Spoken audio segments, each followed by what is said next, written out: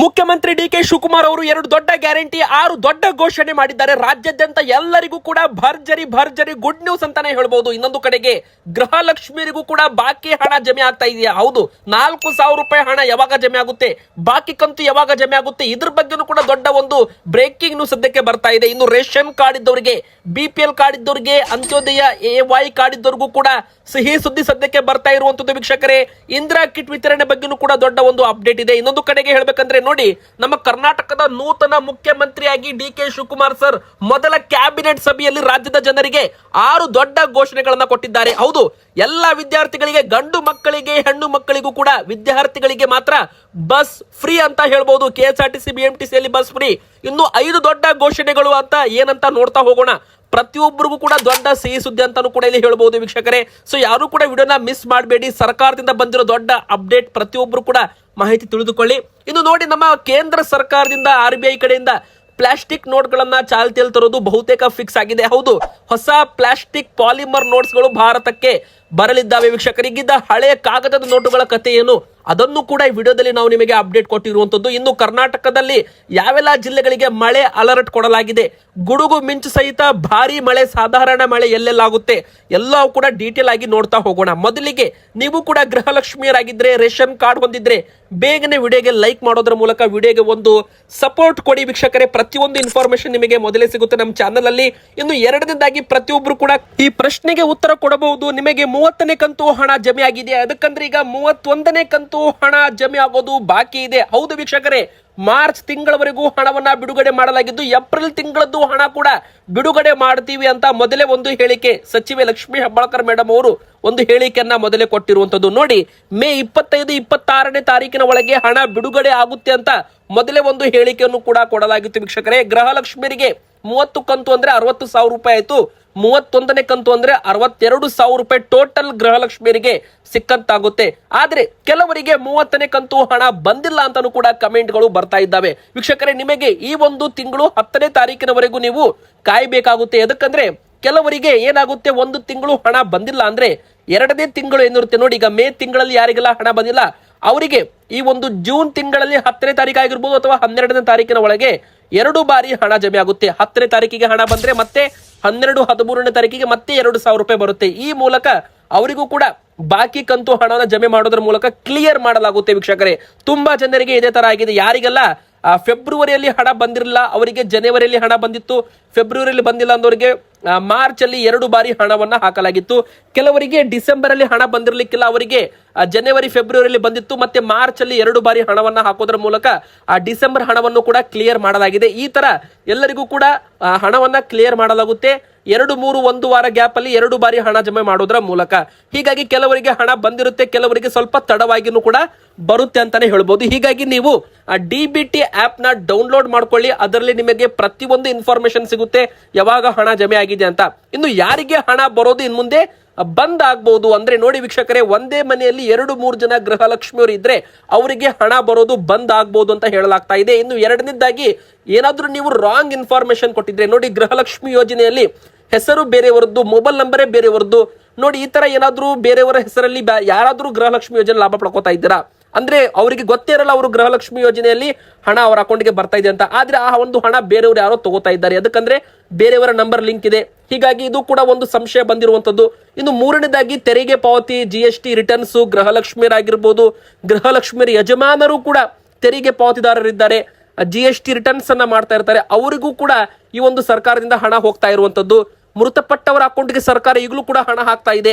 ಎದಕ್ಕಂದ್ರೆ ಮೃತಪಟ್ಟಿರೋ information Gruhalakshmi portal ಅಲ್ಲಿ available ಸಿಗೋದಿಲ್ಲ, ಮೃತಪಟ್ಟವರ ಅಕೌಂಟ್ ಕೂಡ ಹಣ ಹೋಗ್ತಾ ಇದೆ. ಹೀಗಾಗಿ ಸರ್ಕಾರದಿಂದ ಈಗ ಹೊಸ ಒಂದು ಸೊಲ್ಯೂಷನ್ ಅಂದ್ರೆ ಇದಕ್ಕೆ ಒಂದು ಉತ್ತರವನ್ನ ಕಂಡುಹಿಡಿಯಲಾಗಿದೆ. ಅದೇನಪ್ಪಾ ಅಂದ್ರೆ ಬಯೋಮೆಟ್ರಿಕ್ ನವೀಕರಣ. ಅಂದ್ರೆ ಈ ಒಂದು ಗೃಹಲಕ್ಷ್ಮಿ ಯೋಜನೆಗೆ ಮರು ನೋಂದಣಿ ಮಾಡಿಸಿಕೊಳ್ಬೇಕಾಗಿ ಬರ್ಬೋದು. ಅಂದ್ರೆ ಕೇವಲ ಗೃಹಲಕ್ಷ್ಮಿ ಮಾತ್ರ ಅಲ್ಲ, ಗೃಹ ಜ್ಯೋತಿ ಯೋಜನೆ ಇದೆಯಲ್ಲ, ಇದಲ್ಲೂ ಕೂಡ ತುಂಬಾ ಅಕ್ರಮವಾಗಿ ಇದ ಒಂದು ಯೋಜನೆ ದುರ್ಲಾಭವನ್ನು ಪಡೆದುಕೊಂಡಿರುವಂತದ್ದು ಅಂತಾನು ಕೂಡ ಹೇಳಲಾಗಿದೆ. ಇನ್ನು ಎರಡನೇದು ಸೂಪರ್ ಸಿಹಿ ಸುದ್ದಿ, ಡಿ ಕೆ ಶಿವಕುಮಾರ್ ಸರ್ ಮೊದಲ ದಿನ ಮುಖ್ಯಮಂತ್ರಿಯಾಗಿ ಕ್ಯಾಬಿನೆಟ್ ನಲ್ಲಿ ದೊಡ್ಡ ಗಿಫ್ಟ್ ಅನ್ನ ಕೊಟ್ಟಿದ್ದಾರೆ ರಾಜ್ಯದ ಜನತೆಗೆ. ಹೌದು, ಅದರಲ್ಲೂ ವಿದ್ಯಾರ್ಥಿಗಳಿಗೆ, ಉದ್ಯೋಗಿಗಳಿಗೂ ಕೂಡ ದೊಡ್ಡ ಒಂದು ಕೊಡುಗೆ ಅಂತ ಹೇಳಿದ್ರು ತಪ್ಪಾಗಲ್ಲ, ಒಂದು ದೊಡ್ಡ ಗಿಫ್ಟ್ ಅಂತಾನು ಕೂಡ ಇಲ್ಲಿ ಹೇಳ್ಬಹುದು ವೀಕ್ಷಕರೇ.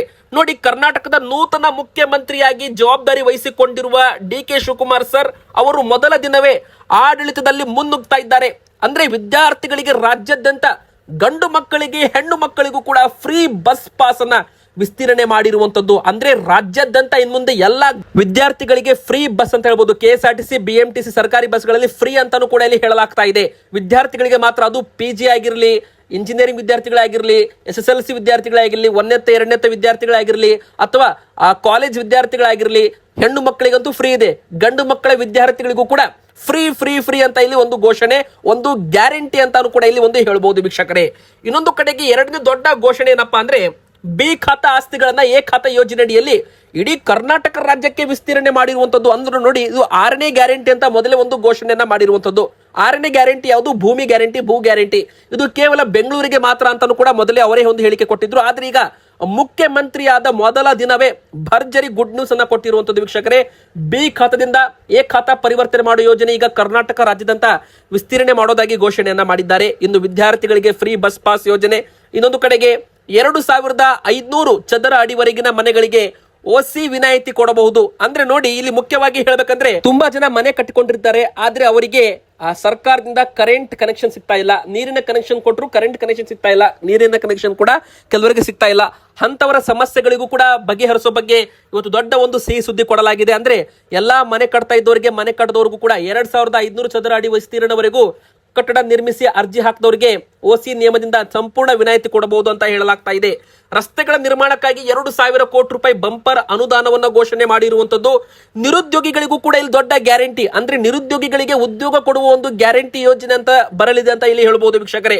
ಉದ್ಯೋಗದ ಸಮಸ್ಯೆ ನಿವಾರಿಸಲು ಮತ್ತು ಖಾಸಗಿ ಸಂಸ್ಥೆಗಳಲ್ಲಿ ಕೆಲಸ ಹುಡುಕುತ್ತಿರುವ ಯುವ ಜನತೆಗೆ ನೆರವಾಗಲು ಸರ್ಕಾರ ಹೊಸ ಒಂದು ಟೆಕ್ನಾಲಜಿ ಮೂಲಕ ರಾಜ್ಯಾದ್ಯಂತ ಪ್ರತ್ಯೇಕವಾಗಿ ಪ್ರೈವೇಟ್ ಎಂಪ್ಲಾಯ್ಮೆಂಟ್ ಎಕ್ಸ್ಚೇಂಜ್ ಸೆಂಟರ್, ಅಂದ್ರೆ ಖಾಸಗಿ ಉದ್ಯೋಗ ವಿನಿಮಯ ಕೇಂದ್ರಗಳನ್ನ ಸ್ಥಾಪನೆ ಮಾಡಲಾಗುತ್ತೆ. ಈಗ ಯಾರಿಗಾದ್ರೂ ಉದ್ಯೋಗ ಬೇಕಾಗಿರುತ್ತೆ ಕಂಪನಿಗಳಿಗೆ, ಸರ್ಕಾರವೇ ಅವರಿಗೆ ಟ್ರೈನಿಂಗ್ ಕೊಟ್ಟು ಅವರಿಗೆ ಆ ಒಂದು ಕೆಲಸ ಮಾಡಲು ಎಲ್ಲ ಒಂದು ನಾಲೆಜ್ ಕೊಟ್ಟು ಅವರನ್ನ ವರ್ಕರ್ನಾಗಿ ಕಳಿಸೋದು. ಅಂದ್ರೆ ಇದು ಕೂಡ ಒಂದು ಖಾಸಗಿ ಉದ್ಯೋಗ ವಿನಿಮಯ ಕೇಂದ್ರಗಳ ಜೊತೆಗೆ ಟೈಪ್ ಆಗೋದಂತ ಹೇಳ್ಬೋದು ವೀಕ್ಷಕರೇ. ಇನ್ನೊಂದು ಕಡೆಗೆ ಪ್ರತಿ ಪಂಚಾಯತ್ ನಲ್ಲೂ ಕೂಡ ಭಾರತ್ ಜೋಡೋ ಯುವಕ ಸಂಘ ಅಂತಾನು ಕೂಡ ಘೋಷಣೆ ಮಾಡಲಾಗಿದೆ. ಈ ಒಂದು ಯೋಜನೆಗಾಗಿ ಪ್ರತಿ ಪಂಚಾಯತ್ಗೆ 10,000 ರೂಪಾಯಿ ಘೋಷಣೆ ಮಾಡಲಾಗಿದೆ ವೀಕ್ಷಕರೇ. ಒಟ್ಟು 6 ದೊಡ್ಡ ಘೋಷಣೆಗಳನ್ನ ಮಾಡಿದ್ದಾರೆ ವಿದ್ಯಾರ್ಥಿಗಳಿಗೆ, ಉದ್ಯೋಗಿಗಳಿಗೆ, ರಸ್ತೆಗಳ ನಿರ್ಮಾಣಕ್ಕೆ ಆಗಿರ್ಬೋದು, ಎ ಖಾತಾ ಬಿ ಖಾತಾ ಆಸ್ತಿಗಳಾಗಿರ್ಬೋದು, ಇನ್ನು ನಿರುದ್ಯೋಗಿಗಳಿಗೆ ಆಗಿರ್ಬೋದು, ದೊಡ್ಡ ಸಿಹಿ ಸುದ್ದಿ ಅಂತಾನು ಕೂಡ ಇಲ್ಲಿ ಹೇಳ್ಬೋದು. ಇನ್ನು ನೋಡಿ, ಕೇಂದ್ರ ಸರ್ಕಾರ RBI ಮತ್ತು ಈಗ ಪ್ಲಾಸ್ಟಿಕ್ ನೋಟ್ಗಳನ್ನು ತರೋದು ಬಹುತೇಕ ಫಿಕ್ಸ್ ಆಗಿದೆ. ಮೊದಲಿಗೆ 10 ರೂಪಾಯಿದು 20 ರೂಪಾಯಿದು ಪಾಲಿಮರ್ ಪ್ಲಾಸ್ಟಿಕ್ ನೋಟ್ಗಳು, ಇವುಗಳು ಹರಿಯೋದಿಲ್ಲ. ನೀವು ಹರಿತೀರಪ್ಪ ಅಂದ್ರೂ ಕೂಡ ಅವುಗಳು ಹರಿಯೋದಿಲ್ಲ, ನೀರಲ್ಲಿ ಬಿದ್ರೂ ಕೂಡ ನೆನೆಯೋದಿಲ್ಲ. ಅಂದ್ರೆ ಇದರಿಂದ ಈಗಿರುವ ಕಾಗದದ ನೋಟುಗಳ ಸಮಸ್ಯೆ ನಿವಾರಿಸಬಹುದು. ನೋಡಿ, 10 ರೂಪಾಯಿದು 20 ರೂಪಾಯಿದು ನೋಟು ತುಂಬಾ ಟ್ರಾನ್ಸಾಕ್ಷನ್ ಆಗುತ್ತೆ. ಎಷ್ಟು ಬಾರಿ ಟ್ರಾನ್ಸಾಕ್ಷನ್ ಆಗುತ್ತೆ ಅಷ್ಟು ಅವುಗಳು ಮೃದುವಾಗ್ತಾ ಹೋಗುತ್ತೆ, ಅವುದರ ಬಾಳಿಕೆ ತುಂಬಾ ಕಡಿಮೆ ಬರುತ್ತೆ. ಆದ್ರೆ ಈ ಒಂದು ಏನ್ ಪಾಲಿಮರ್ ನೋಟ್ಸ್ ಇದೆ ನೋಡಿ, ಇದರ ಬಾಳಿಕೆ ಅಂತೂ ಸಖತ್ತಾಗಿ ಬರುತ್ತೆ. ಯಾಕಂದ್ರೆ ವಿದೇಶಗಳಲ್ಲಿ ಈಗಾಗಲೇ ಇದು 100% ಸಕ್ಸಸ್ ಆಗಿರುವಂತದ್ದು. ಹೀಗಾಗಿ ಮೊದಲಿಗೆ ಇದನ್ನ ನಮ್ಮ ಭಾರತದಲ್ಲಿ 10 ರೂಪಾಯಿ 20 ರೂಪಾಯಿದು ಪಾಲಿಮರ್ ನೋಟ್ಸ್ ಗಳನ್ನ ಲಾಂಚ್ ಮಾಡಲಾಗುತ್ತೆ. ಎರಡನೇದಾಗಿ ಹೇಳ್ಬೇಕಂದ್ರೆ, ಮುಖ್ಯವಾಗಿ ಯಾವುದೇ ಕಾರಣಕ್ಕೂ ಸದ್ಯಕ್ಕೆ ನೋಟ್ಗಳ ಬ್ಯಾನ್ ಇಲ್ಲ. ಅಂದ್ರೆ ಯಾವುದೇ ರೀತಿ ಹಳೆ ಕಾಗದ ನೋಟುಗಳನ್ನ ಬ್ಯಾನ್ ಮಾಡೋದಿಲ್ಲ ವೀಕ್ಷಕರೇ. ಅದು ಕೂಡ ನಿಮಗೆ ಗೊತ್ತಿರಲಿ, ಯಾಕಂದ್ರೆ ತುಂಬಾ ಕಡೆಗೆ ನೋಟ್ ಬ್ಯಾನ್ ಆಗ್ಬಿಡುತ್ತೆ ಅಂತ ಹೇಳ್ತಾ ಇದ್ದಾರೆ. ಆದ್ರೆ ಯಾವುದೇ ತರ ನೋಟ್ಗಳು ಸದ್ಯಕ್ಕೆ ಬ್ಯಾನ್ ಆಗೋದಿಲ್ಲ. ಎಲ್ಲಾ ನೋಟ್ಗಳು ಈಗ ಕಾಗದದ ನೋಟುಗಳು ಕೂಡ ಚಾಲ್ತಿಯಲ್ಲಿರುತ್ತೆ. ಹೊಸದಾಗಿ ಪ್ಲಾಸ್ಟಿಕ್ ನೋಟ್ಗಳು ಬಂದ್ರು, ಪಾಲಿಮರ್ ನೋಟ್ಗಳು ಬಂದ್ರು ಕೂಡ ಅವುಗಳು ಕೂಡ ಅದರ ಜೊತೆಗೆ ಚಾಲ್ತಿಯಲ್ಲಿರುತ್ತೆ. ಯಾವುದು ಸಕ್ಸಸ್ ಆಗುತ್ತೆ ನೋಡಿ, ಕೆಲವೊಮ್ಮೆ ಪಾಲಿಮರ್ ನೋಟ್ಸ್ಗಳು ಫೇಲ್ ಆಗಬಹುದು. ಯಾಕಂದ್ರೆ ಅವು ಪ್ಲಾಸ್ಟಿಕ್ ಪಾಲಿಮರ್ ಆಗಿರೋದ್ರಿಂದ ಹೀಟ್ಗೆ ಅಂಟ್ಕೋಬಹುದು. ATM ಮಷಿನ್ಗಳಲ್ಲಿ, ಬ್ಯಾಂಕ್ಗಳಲ್ಲಿ ಸಮಸ್ಯೆ ಬರಬಹುದು. ಇದೆಲ್ಲ ಕೂಡ ಪ್ರಾಯೋಗಿಕವಾಗಿ ಇದನ್ನ ಮೊದಲು ಚಾಲ್ತಿಯಲ್ಲಿ ತರಲಾಗುತ್ತೆ ಅಂತ ಹೇಳಲಾಗಿದೆ. ಇನ್ನು ವೀಕ್ಷಕರೇ, ರೇಷನ್ ಕಾರ್ಡ್ ಇದ್ದವರಿಗೂ ಕೂಡ ದೊಡ್ಡ ಸಿಹಿ ಸುದ್ದಿ ಅಂತ ಹೇಳ್ಬೋದು. ಬಾಕಿ ಪಡಿತರ ವಿತರಣೆ ಮಾಡಬೇಕು ಅಂತ ಈಗಾಗಲೇ ಒಂದು ಸೂಚನೆ ನ್ಯಾಯಬೆಲೆ ಅಂಗಡಿಗಳಿಗೆ ಕೊಡಲಾಗಿದೆ. ನೋಡಿ, ತುಂಬಾ ಕಡೆಗೆ ಏನಾಗಿದೆ ಅಂದ್ರೆ, ಜೂನ್ ತಿಂಗಳಲ್ಲಿ ಪಡಿತರ ಪಡ್ಕೋಬೇಕಾಗಿತ್ತು, ಆದ್ರೆ ಅದನ್ನ ಮೇ ತಿಂಗಳಲ್ಲಿ ಕೊಟ್ಬಿಟ್ಟಿದ್ದಾರೆ ಕೆಲವರಿಗೆ. ಅಂದ್ರೆ 2 ತಿಂಗಳದ್ದು ಪಡಿತರ ಒಟ್ಟಿಗೆ ಕೊಡಿ ಅಂತ ಕೇಂದ್ರ ಸರ್ಕಾರ ಮೊದಲೇ ಒಂದು ಸೂಚನೆ ಕೊಟ್ಟಿತ್ತು. 2 ಬಾರಿ ಬಯೋಮೆಟ್ರಿಕ್ ತಗೊಂಡು, 2 ಬಾರಿ ಹೆಬ್ಬಟ್ಟು ಗುರುತು ತಗೊಂಡು, 2 ಬಾರಿ ಪಡಿತರ ವಿತರಣೆ ಮಾಡಬೇಕು ಅಂತ ಕೇಂದ್ರ ಸರ್ಕಾರ ರಾಜ್ಯದ ನ್ಯಾಯಬೆಲೆ ಅಂಗಡಿಗಳಿಗೆ ಸೂಚನೆ ಕೊಡಲಾಗಿದೆ. ನೋಡಿ, ಕೇಂದ್ರ 5 ಕೆಜಿ ಅಕ್ಕಿ ಕೊಡುತ್ತೆ, ರಾಜ್ಯ ಸರ್ಕಾರದಿಂದ 5 ಕೆಜಿ ಅಕ್ಕಿ ವಿತರಣೆ ಮಾಡಲಾಗುತ್ತೆ. ಕೇಂದ್ರ ಸರ್ಕಾರ 5 ಕೆಜಿ ಅಕ್ಕಿ ಬದಲಾಗಿ ಏನ್ ಮಾಡಿದೆ, 3 ಕೆಜಿ ರಾಗಿ, 2 ಕೆಜಿ ಅಕ್ಕಿ ಕೊಡಬೇಕು ಅಂತ ಹೇಳಿತ್ತು. ಅದೇ ಪ್ರಕಾರ 2 ತಿಂಗಳದ್ದು ಅಂದ್ರೆ 4 ಕೆಜಿ ಅಕ್ಕಿ, 6 ಕೆಜಿ ರಾಗಿಯನ್ನ ವಿತರಣೆ ಮಾಡಲಾಗಿದೆ. ಆದ್ರೆ ರಾಜ್ಯ ಸರ್ಕಾರದಿಂದ ಪಡಿತರ ವಿತರಣೆ ಕೆಲವರಿಗೆ ವಿಳಂಬವಾಗಿರುವಂತದ್ದು. ಎದಕ್ಕಂದ್ರೆ 2 ಬಾರಿ ಒಂದು ಪಡಿತರ ವಿತರಣೆ ಮಾಡುವಾಗ ಎರಡೆರಡು ಬಾರಿ ಬಯೋಮೆಟ್ರಿಕ್ ಕೊಟ್ಟು ಅಲ್ಲಿ ಸರ್ವರ್ ಸಮಸ್ಯೆ ಆಗಿದೆ. ಸರ್ವರ್ ಇಶ್ಯೂ ಇಂದಾಗಿ ನಮ್ಮ ಭಾರತದಲ್ಲಿ ಕೆಲವು ಕಡೆಗೆ ಪಡಿತರ ವಿತರಣೆ ಆಗಿಲ್ಲ. ಕರ್ನಾಟಕದಲ್ಲೂ ಕೂಡ ಪಡಿತರ ವಿತರಣೆ ಸಮಸ್ಯೆ ಆಗಿರುವಂತದ್ದು. ಸೊ ಈಗ ನಮ್ಮ ಕರ್ನಾಟಕದಲ್ಲಿ ಜೂನ್ ತಿಂಗಳಲ್ಲಿ ಇಂದಿರಾ ಕಿಟ್ ವಿತರಣೆ ಮಾಡ್ತೀವಿ ಅಂತ ಮೊದಲೇ ಸಚಿವರು ಮುನಿಯಪ್ಪ ಸರ್ ಅವರು ಒಂದು ಹೇಳಿಕೆಯನ್ನ ಕೊಟ್ಟಿರುವಂತದ್ದು. ಆದ್ರೆ ಸರ್ಕಾರದಲ್ಲಿ ದೊಡ್ಡ ಬದಲಾವಣೆ ಆಗಿದೆ. ಮುಖ್ಯಮಂತ್ರಿ ಬದಲಾವಣೆ ಆಗಿರೋದ್ರಿಂದ ಈಗ ಡಿ.ಕೆ. ಶಿವಕುಮಾರ್ ಸರ್ ಮುಖ್ಯಮಂತ್ರಿ ಆಗಿರೋದ್ರಿಂದ ಮುಂದಿನ ಬರೋ ದಿನಗಳಲ್ಲಿ ಸ್ವಲ್ಪ ವಿಳಂಬವಾಗಿನೂ ಕೂಡ ಈ ಒಂದು ಜೂನ್ ತಿಂಗಳಲ್ಲಿ ಇಂದಿರಾ ಕಿಟ್ ವಿತರಣೆ ಅಧಿಕೃತವಾಗಿ ಪ್ರಾರಂಭವಾಗುವ ಎಲ್ಲ ಸಾಧ್ಯತೆ ಇದೆ. ಯಾಕಂದ್ರೆ ಸಿದ್ದರಾಮಯ್ಯನವರು ಮುಖ್ಯಮಂತ್ರಿ ಇದ್ದಾಗ ಈ ಒಂದು ಯೋಜನೆ ಘೋಷಣೆ ಆಗಿತ್ತು, ಬಜೆಟ್ ನಲ್ಲೂ ಕೂಡ ಘೋಷಣೆ ಮಾಡಲಾಗಿತ್ತು. ಆದ್ರೆ ಇನ್ನೂ ಕೂಡ ಇದನ್ನ ಚಾಲ್ತಿಯಲ್ಲಿ ತಂದಿಲ್ಲ, ಅಂದ್ರೆ ಅಧಿಕೃತವಾಗಿ ಜನರಿಗೆ ಇನ್ನೂ ವಿತರಣೆ ಮಾಡಿಲ್ಲ. ಮೇ ತಿಂಗಳ ಒಳಗೆ ಎಲ್ಲವನ್ನು ಕೂಡ ಜಾರಿಗೆ ತರಬೇಕು ಅಂತ ಮೊದಲೇ ಮುಖ್ಯಮಂತ್ರಿ ಇದ್ದಾಗ ಸಿದ್ದರಾಮಯ್ಯನವರು ಈ ಒಂದು ಹೇಳಿಕೆಯನ್ನ ಕೊಟ್ಟಿದ್ರು. ಆದ್ರೂ ಕೂಡ ಈ ಒಂದು ಯೋಜನೆ ಒಂದು ಬಾಕಿ ಉಳಿದುಕೊಂಡಿದೆ. ಅನ್ನಭಾಗ್ಯ ಇಂದಿರಾ ಕಿಟ್ ವಿತರಣೆ ಯಾವಾಗ ಎಂಬುದು ಪ್ರಶ್ನೆಗೆ ಇನ್ನೂ ಕೂಡ ಅಧಿಕೃತ ಅಪ್ಡೇಟ್ ಬರೋದು ಬಾಕಿ ಇದೆ ವೀಕ್ಷಕರೇ. ಈಗ ಮುಖ್ಯಮಂತ್ರಿ ಡಿ.ಕೆ. ಶಿವಕುಮಾರ್ ಸರ್ ಇದನ್ನ ವಿತರಣೆ ಮಾಡೋದ್ರ ಮೂಲಕ ಇದನ್ನ ಚಾಲ್ತಿಯಲ್ಲಿ ತರ್ತಾರ. ಇನ್ನೂ ಅಧಿಕೃತ ಆದೇಶ ಬರೋದು ಬಾಕಿ ಇದೆ ವೀಕ್ಷಕರೇ, ಇನ್ನೂ ಕೂಡ ಅಪ್ಡೇಟ್ ಬಂದಿಲ್ಲ. ಸೊ ಇದು ಕೂಡ ಇಂದಿರಾ ಕಿಟ್ ಬಗ್ಗೆ ಒಂದು ಅಪ್ಡೇಟ್ ಅಂತಾನೆ ಹೇಳ್ಬೋದು. ಇನ್ನು ಎರಡನೇದಾಗಿ ನಮ್ಮ ಕರ್ನಾಟಕ ರಾಜ್ಯದಂತ ಭಾರಿ ಮಳೆ ಕೂಡ ಆಗ್ತಾ ಇದೆ. ಸೊ ನಮ್ಮ ಒಂದು ಕರ್ನಾಟಕದಲ್ಲಿ ಬೆಂಗಳೂರು ನಗರ, ಬೆಂಗಳೂರು ಗ್ರಾಮಾಂತರ, ತುಮಕೂರು, ಮಂಡ್ಯ, ಮೈಸೂರು, ರಾಮನಗರ, ಚಾಮರಾಜನಗರ, ಕೋಲಾರ ಈ ಒಂದು ಭಾಗದಲ್ಲಿ, ದಕ್ಷಿಣ ಒಳನಾಡಿನ ಭಾಗದಲ್ಲಿ ಸ್ವಲ್ಪ ಮಳೆ ಆಗುತ್ತೆ. ಅಂದ್ರೆ ಗುಡುಗು ಸಿಡಿಲು ಸಮೇತ ಸಾಧಾರಣದಿಂದ ಭಾರಿ ಮಳೆ ಕೂಡ ಆಗ್ಬಹುದು ಅಂತ ಇಲ್ಲಿ ಹೇಳಲಾಗಿದೆ. ಗುಡುಗು ಸಿಡಿಲು ಬೀಳುವಾಗ ಅನಾವಶ್ಯಕವಾಗಿ ಹೊರಗಡೆ ಬರೋದು ಬೇಡ. ಎರಡನೇದಾಗಿ ಹಾಳಾದ ಕಾಂಪೌಂಡ್ ಕೆಳಗಡೆ ನಿಲ್ಬೇಡಿ, ದೊಡ್ಡ ಮರಗಳ ಕೆಳಗಡೆ ನಿಲ್ಬೇಡಿ ಅಂತಾನೂ ಕೂಡ ಹವಾಮಾನ ಇಲಾಖೆ ಎಚ್ಚರಿಕೆ ಗಂಟೆ ಬಾರಿಸಿರುವಂತದ್ದು. ಇನ್ನು ಉತ್ತರ ಒಳನಾಡಿನ ಜಿಲ್ಲೆಗಳಾದ ಕೊಪ್ಪಳ, ಗದಗ, ಹುಬ್ಬಳ್ಳಿ, ಧಾರವಾಡ, ಬಾಗಲಕೋಟೆ, ಯಾದಗಿರಿ, ರಾಯಚೂರು ಮತ್ತೆ ಬೆಳಗಾವಿ ಈ ಭಾಗದಲ್ಲೂ ಕೂಡ ಸಾಧಾರಣದಿಂದ ಗುಡುಗು ಸಿಡಿಲು ಸಮೇತ ಮಳೆ ಆಗೋ ಸಾಧ್ಯತೆ ಇದೆ. ಸೊ ಇಲ್ಲೂ ಕೂಡ ಜನರು ಸ್ವಲ್ಪ ಎಚ್ಚರಿಕೆ ವಹಿಸಬೇಕು, ಮುನ್ನೆಚ್ಚರಿಕೆ ಕ್ರಮ ತಗೋಬೇಕು ಅಂತ ಹೇಳಲಾಗಿದ್ದು.